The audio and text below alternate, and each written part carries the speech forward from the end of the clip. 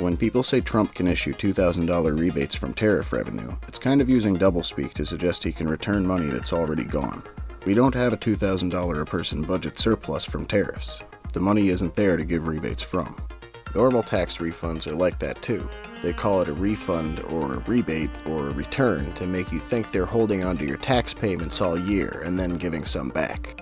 That's not how it works. Instead, they remember how much you pay, and then they send back the required amount even if they have to print fresh money for you. If you usually get your money from wages or savings, freshly printed money doesn't always benefit you.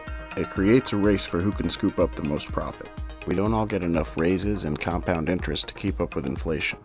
If they're printing more money for everyone else than for you, those people will clear out store shelves with the money, and prices might go up due to supply and demand. Whatever amount you get will end up being less than what's taken away, unless you're one of the winners. What if you imagine this kind of refund in hamburgers instead of dollars? Act 1, they get a $25 amount. Act 2, they print a $25 amount to give you. Okay, but in hamburgers, Act 1, they get enough for 5 burgers. Act 2, they print you what was enough for 5 burgers before, and that makes it less than 5 now. It's like you're letting someone borrow money from you to pay back what they've already borrowed. That's why they dress it up in fancy phrasing instead of explaining it properly. To be fair, in Trump's Twitter post, he didn't say rebate or refund. The word he used was dividend. That's more fitting. But then he claimed there would be money left over. I don't know what his thought process is there. You can call this a form of wealth distribution. People with large amounts of savings aren't getting these payments, so their savings are just being debased to pay others. It's sort of like if Zoran Mamdani gave $2,000 to all but the richest New Yorkers, except this is Republican Trump and the whole country instead of Democrat Mamdani in New York City. However, the richest people don't keep most of their money in savings. They keep it in other investments that are historically better at compounding returns to beat inflation. For example, they own hamburger restaurants where we can spend these dividends. Then they get dividends. Who really wins here? Some of the real winners lately seem to be people holding hard money, like gold, silver, and Bitcoin. But remember, when money is printed, the winners only gain what others lose. In the big picture, the taxpayers are the taxpayers, and the Treasury is the Treasury. If the Treasury gives back money they've been holding, that's a refund for taxpayers, and the taxpayers clearly get an amount from it. But if the Treasury just prints money to give taxpayers, while the taxpayers end up paying for the money to be printed, it's kind of like trying to give money to yourself.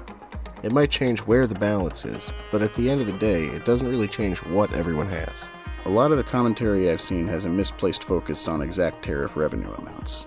They say the tariffs can't pay for the refunds because the expected revenue from the tariffs isn't as much as the refunds. But the problem is they don't have that revenue anymore. Even if it was a large enough amount, it can't be spent twice.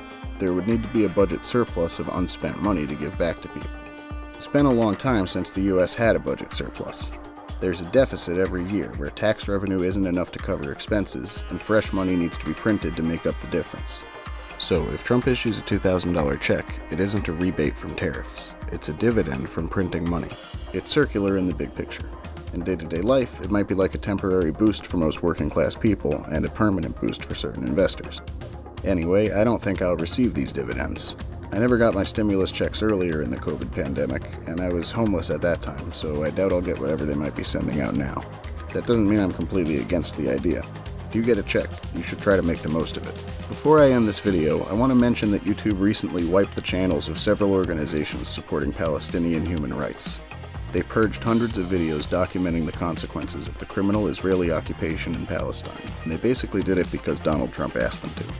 That's a reminder of why my videos are posted first on Nostr, before YouTube. I shouldn't have to mention Nostr in an unrelated video, but YouTube keeps doing stuff like that where I have to address it when I'm providing videos as a content creator. That's everything. Thank you for listening. I'll show you a few birds I saw.